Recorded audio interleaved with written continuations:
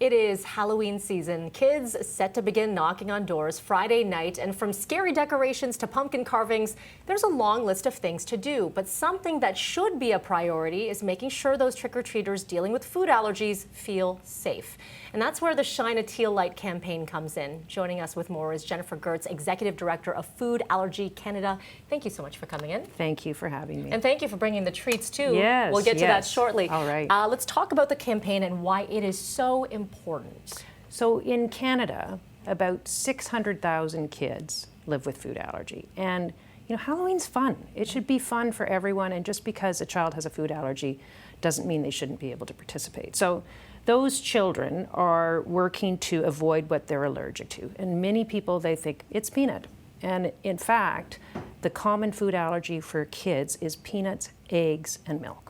Okay. That's in a lot of things. It's in a lot of things, and that's where the Shine a Teal Light campaign comes in, is because what we're trying to do is build the awareness around being allergy aware and having both non-food items, but also treats that have ingredient labels on them.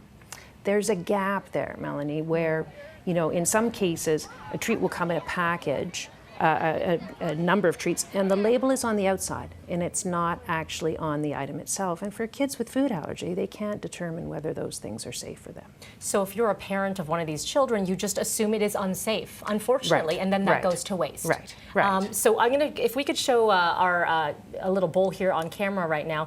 You've brought an example of some items here, and this looks delicious, right? Yes, it does. It seems harmless, and as you noted, the label's here, but if I get these little guys inside my trick-or-treat bag, unfortunately, that's a no-go. Right, it's a no-go. Okay. Yes, and so the Shine a Teal Light is encouraging Canadians to buy teal light, show that in your window, or have that lit up at the front door to say, I'm allergy aware, and I'm going to offer both non-food treats as well as treats with ingredient lists. And so that's the way to kind of make trick-or-treating safe and inclusive for all kids. As a parent, I say thank you for this option too, because they get a lot of treats, no matter. And when they get something different, it actually sticks out in their trick-or-treat bag, whether or not they have a food allergy, something like a pencil, like you have like little keychains, just something as a little keepsake, which is always nice to have. Let's talk about kids though who have severe allergies, and when it comes to the EpiPen. Yes. How important is it to have the awareness, know how to use it, and know how to communicate with people about it? Yes. So here's the thing with Halloween. Parents need to take some steps, along with their children, to go, are we prepared to treat a reaction? This doesn't mean, you know, this isn't just at Halloween. This is kind of a life skill for them every day. But in particular, this is a good time around Halloween to say, have we got 2 in-date devices? Have we got 2 EpiPens that are in date? And how are we going to be carrying them? Okay, so and then also reviewing an anaphylaxis plan that parents would have in place and kids would have in place to go, what are the signs and symptoms of reaction, and reminding themselves how they use an EpiPen. That's the first part. The second part is really about preventing, okay? We want to prevent the reactions from happening in the first place.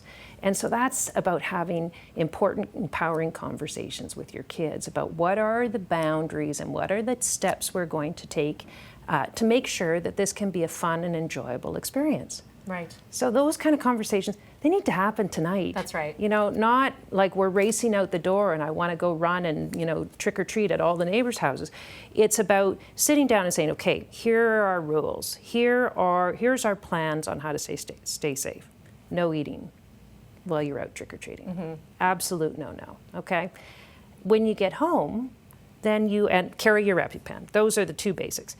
Then when you get home, sitting down, and together you can go through your bag of goods. Take inventory. Take inventory, and it's a great opportunity to get kids equipped and empowered to read labels. Yeah. Right? It's like, okay, let's go through this together. So it actually is, I found with my kids, it was a great opportunity to have them really develop those skills. And they always used to have a couple of buddies come with them, because then they would trade. It's like, we can't have these, we'll give those to you. And it was really a nice way to create, to take Halloween from what might be a more of a scary situation for kids with food allergies and say, no, I've got confidence here and I know how to manage it. Very good. Where can people go website-wise to learn more? So foodallergycanada.ca/Halloween. We've got resources not just for impacted families, but also for the community, because we really want the community to kind of join together and become more allergy aware and inclusive at this time. Jennifer Gertz, appreciate this, and I will keep this. So thank you for that. You're very welcome. Appreciate it. Thank Happy you Halloween. so much. Same to you.